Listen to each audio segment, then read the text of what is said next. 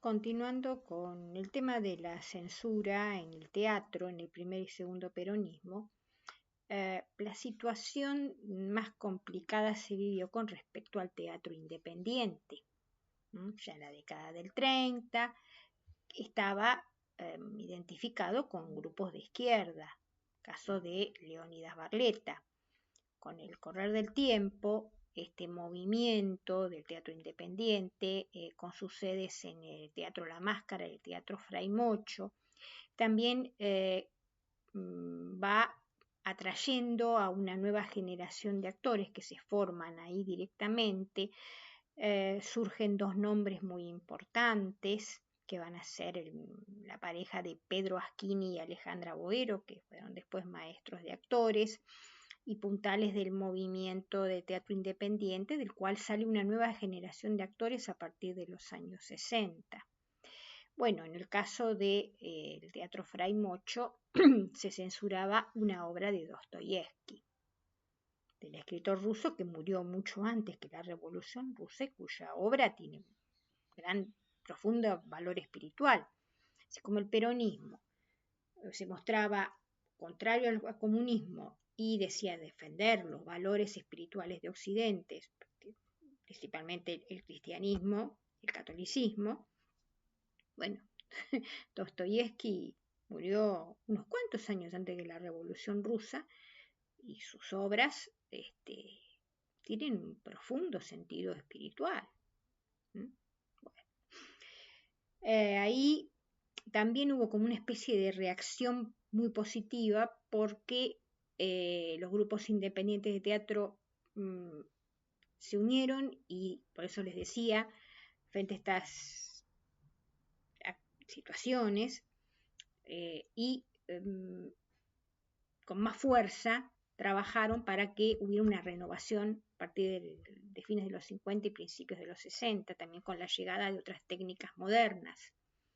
Si bien ya el teatro moderno, el teatro contemporáneo, lo había traído una emigrada alemana, que fue la actriz Hedy Krila, que llega a nuestro país cuando, en la década del 30, cuando se instaura el régimen nazi en Alemania. Ella, como era de origen judío, puede exiliarse en nuestro país y se convierte, digamos, en la introductora de las técnicas de teatro moderno y va a ser profesora de un montón de artistas.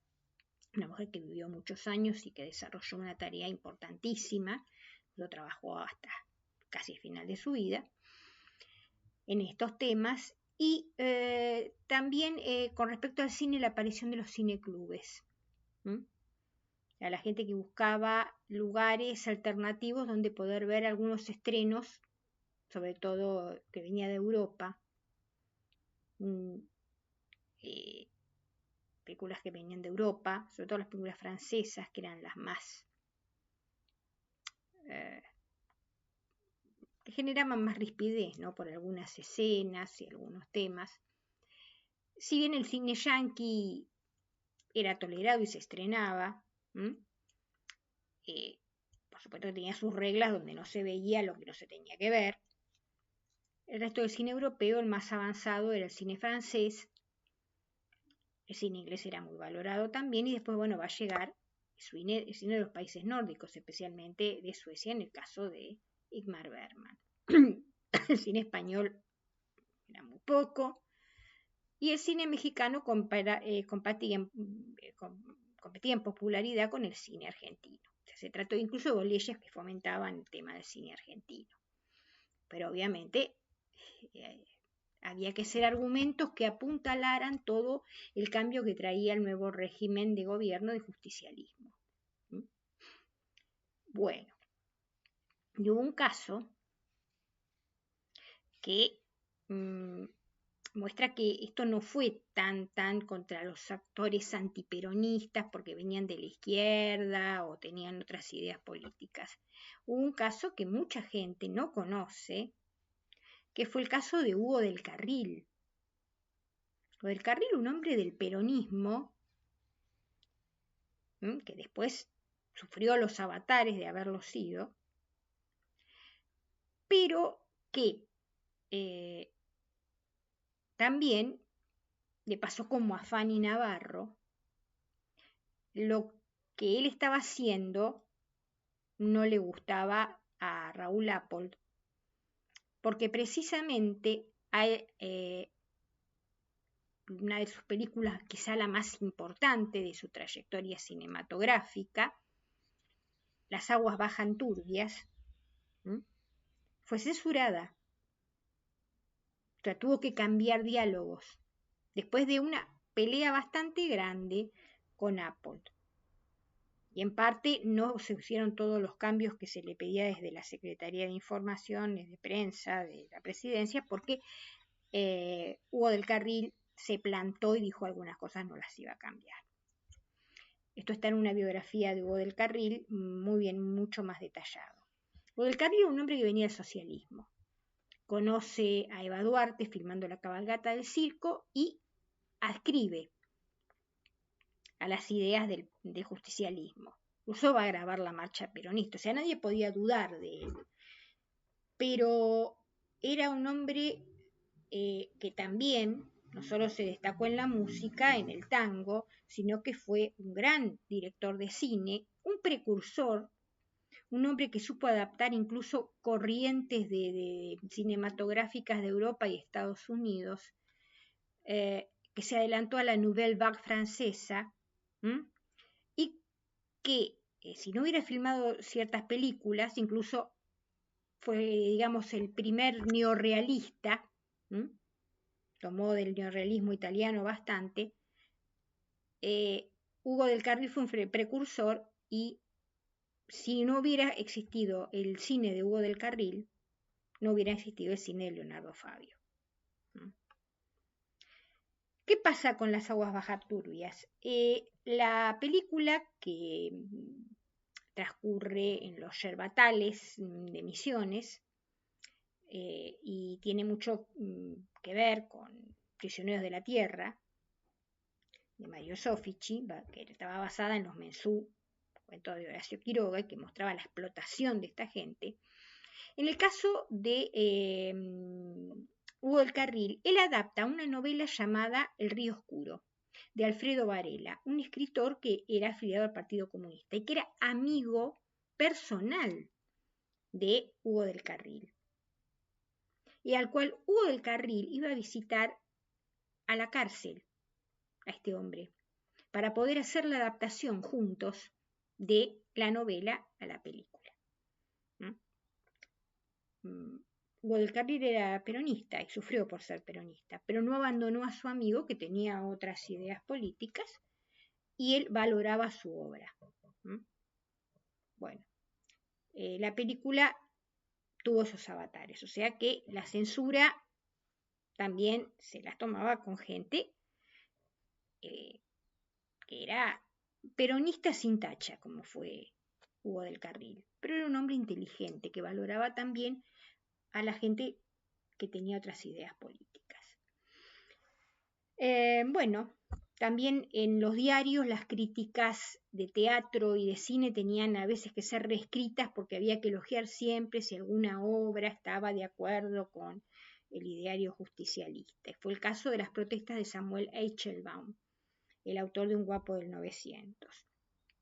También el caso del actor Orestes Caviglia, que trabajó muchísimo en cine, en teatro, fue profesor del Conservatorio Nacional y director. Hoy el Conservatorio Nacional forma parte de la UNA, de la Universidad Nacional de las Artes, y que tuvo que exiliarse en el Uruguay, un destino común para muchos, ¿no?, de los opositores al régimen. Y también el artista plástico Héctor Basaldúa, que también había sido escenógrafo del Teatro Colón. Y otro caso fue la expropiación del Teatro Presidente Alvear en la calle Corrientes, que pertenecía a la familia Carcavalo. Francisco Carcavalo, que había sido primero un actor, después se hace empresario teatral y era amigo del presidente Marcelo T. de Alvear, y era un hombre del radicalismo, estaba afiliado al radicalismo Carcavalo. A ver, como si fuera un pecado estar afiliado a un partido político y dedicarte a ser propietario de un teatro. Bueno, esos son casos puntuales que sí cita Perla Sayas de Lima. También dice que el plan educacional de 1952 planteaba instruir a todo el personal público, de los sectores públicos, que incluía también la cultura y los espectáculos, en la doctrina justicialista para poderla difundir. Hay algunos videos que están por ahí, pero bueno, los cita. Y ella hace una interesante cuestión. Dice, ¿por qué de este tema se habla poco? Puede ser por ignorancia, porque también dentro de la intelectualidad argentina, dentro de los investigadores hoy en día, muchos de ellos no quieren ponerse en contra del peronismo como movimiento popular, cada vez que tienen que hacer una historia de alguno de los aspectos, investigar algunos de los aspectos del peronismo, o algunos intelectuales e investigadores, sobre todo, que no los incluyan dentro de cierto campo de la intelectualidad donde se recibe dinero para hacer investigaciones, puede ser el CONICET. Cuando Perla Sayas de Lima presentó esta ponencia, creo que era en la universidad, en la UNICEN, la Universidad Nacional del Centro de Buenos Aires, aún con toda la erudición de ella y con toda la documentación que presentó, un grupo de investigadores de filiación peronista se retiraron cuando ella empezó a exponer. Y esto, dijo, en el año 1999 ocurrió, más o menos. Bueno. En la investigación histórica tenés que escuchar todo. Tenés que leer todo, tenés que investigar todo, chequear todo, como se dice. Por eso, no es solamente copiar y pegar de la Wikipedia o repetir cuestiones que te contaron en tu casa. Alguna de estas situaciones, en el caso de Francisco Petrón, yo lo dije en otros videos, era amigo de un tío abuelo mío, entonces me lo contaron en mi casa. Obviamente que el testimonio oral es válido siempre y cuando uno lo avale con fuentes escritas, fuentes gráficas, haga, bueno, como estoy tratando de hacer un trabajo más,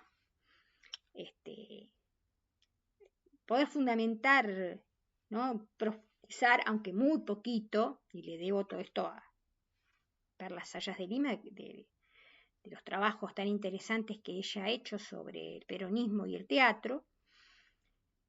Y son temas que hay que hablarlos. Sé que a mucha gente no le gusta, pero ocurrió. Entonces, hay que, antes de levantarse, irse, escucharlo todo. Y después, bueno, si vos tenés documentación e investigación para debatir con el otro, presentalo también. Porque esa es la única forma que se puede investigar. En todos lados, en todo el mundo. Bueno, soy la escriba Rosa. Este es mi canal de YouTube. Soy rosabolengo03 en Instagram. Denle like a mis videos y difúndanlos y pásenlo donde quieran. Y si hay alguna docente, algún docente que me está escuchando y que me está viendo, hágalo también. El trabajo se llama La censura en el primer y segundo peronismo, de Perla Sayas de Lima. Es un trabajo que después sirvió para su tesis doctoral. Bueno, recuerden, la escriba Rosa, denle like a mis videos y rosabolengo03 en Instagram. Nos vemos.